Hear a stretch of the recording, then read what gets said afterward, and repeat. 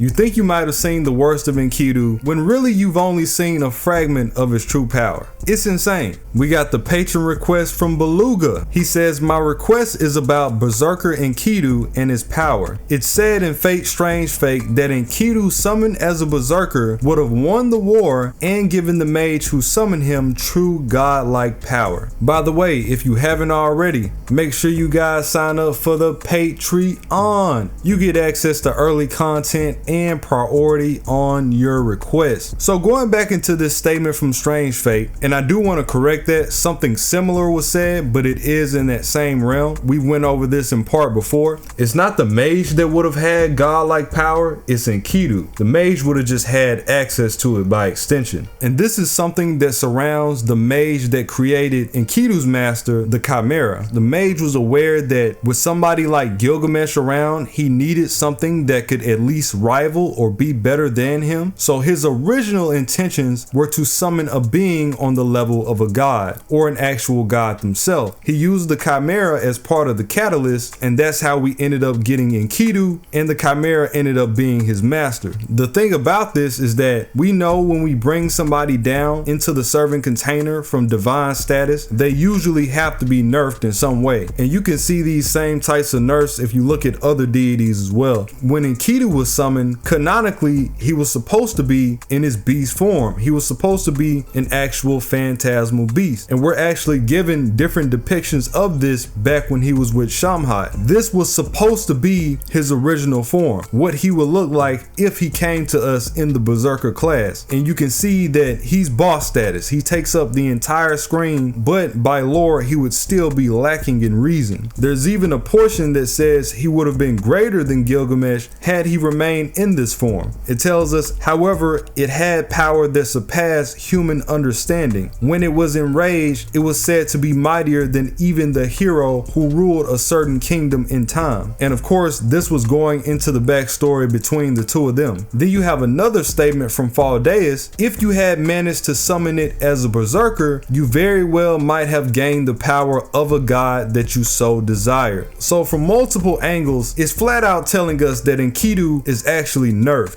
And I want people to understand how insane that actually is. I want people to understand when Enkidu came out, his master, which is the wolf, was injured. So when he fought Gil, he was nerfed, just to put that into perspective. And this works together with what they told us about his transformation. When it was made into a paradoxical beauty of its own, the clay doll lost much of its strength. In exchange, it gained human wisdom and reason. So not only was Enkidu nerfed because his master was injured when he first was summoned, but he was also nerfed because he gained reason and took on the form of Shamhat. The dude was nerfed twice from the time that he came out. It gets more ridiculous by the second. I want you to understand that his skill, Transfiguration, right? And this is one of my favorite skills in the Nasuverse. Enkidu has the ability to set the parameters according to what he wants for the situation, based on a point system. His default parameters, while being nerfed from a clay beast, are still all A's. So just imagine if he did achieve that Berserker form, how high his stats would have been then. It would be even worse. And you got to consider the fact that Enkidu is again canonically a protector of the world. So this man is one of the only servants that also has Gaia on his side. He's a lot like Arkaway when you think about him in that sense. The man has straight A's while he's nerfed. He has Gaia on his side. Him not being in that form was doing everybody else a favor. Some of the greatest servants that you can think of don't have stats that high. And this is another reason why many people lean on the grand idea with him having Gaia's power in his background and him being sent to pacify Gilgamesh. He would make for one of the best grand Berserker candidates that there is, for sure. And just to reference Humbaba is from the same time as him. And we're told that Humbaba could could have influence over the entire world. And she was nerfed, and Ishtar was progressively working her way from removing those restraints. It would have been an issue of that same level. And if you've been keeping up with Strange Fate and you've seen the things that Humbaba has done, it being a walking calamity,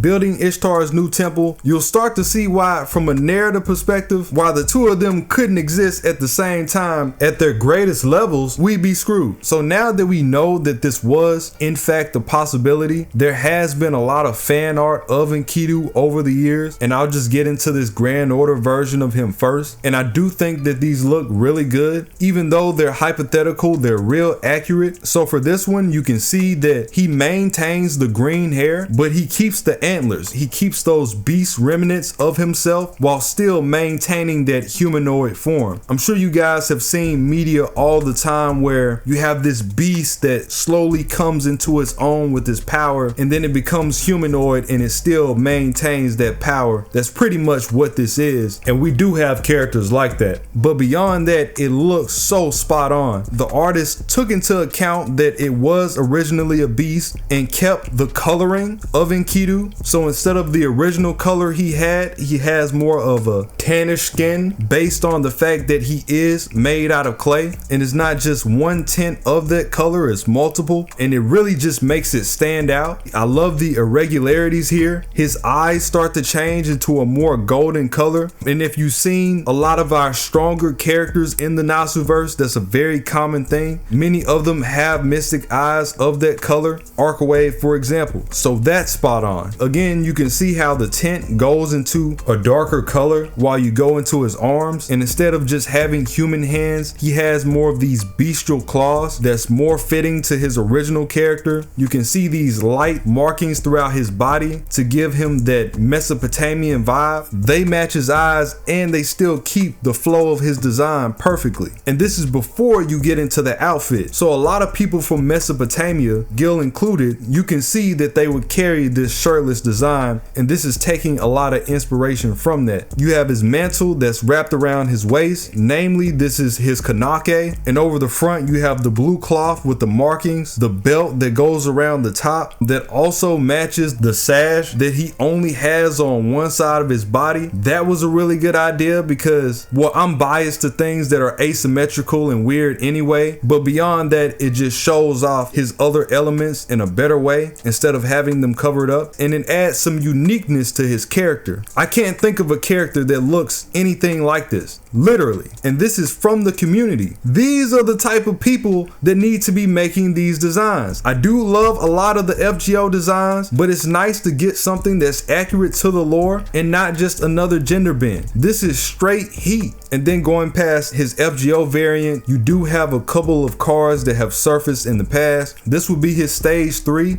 You can see that he still has the antlers in the front. The colors on the markings start to change as you go throughout the different stages, but these look really good also. Everything down to the background, to the necklaces and the mantle that he's using in this version. And I know a lot of people may look at this and say, oh, that doesn't really look like Enkidu, but you have to understand that every artist has their own way of doing things, and it's nothing to make him look more Enkidu-like. This is just a basis. But just going off this as a basis, it would be such an amazing thing to see him in his Berserker class or his Grand Berserker class even. If they could pull it off, I wouldn't mind if you could switch back and forth between the two. So for his stage 1, you would have the big clay beast that we seen in Strange Fate, and that would actually be playable. And as he progresses and starts to condense that power, you get forms that look more like this, that harness those things about his original character and still maintains his reason because he's a grand. Man, I can only imagine the type of storyline that you can get into bringing him into the story like this. I mean, just think about it. If nerfed Enkidu was able to do all the things that he's done, we're talking about Kingu using his body, not even the real Enkidu, and being able to hold down Tiamat, taking on literal thousands of Lamu by himself, the battles that he's had with Gilgamesh, him being able to use his Age of Babylon to create a nearly infinite pool of weapons, including things from the modern age. This man can make guns, massive anti-magecraft guns that we've seen him used against Tsiah Ascardos, and that's in his regular form. So just imagine what this one will be able to do. I've always loved Enkidu's original design and his character altogether. I do wish that he had more spotlight. You know, Babylonia was more so Kingu than actually Enkidu, so Strange Fate kind of carries the weight on that spectrum, but I am not opposed to seeing that at all. A lot of people have been saying they want Alter Gil or a different version of Gilgamesh anyway. It would really just make for another ideal story. He also could work as a beast too, just by the nature of him being an actual beast. So he really could go both ways. A lot of potential being wasted with his character, I'm not gonna lie. But he is at least getting some justice in Strange Fate. This man literally called Ishtar a pile of garbage bar for bar. And the moment that he realized that she was there, he was on that timing. The same timing that he was on in lore, he was on that.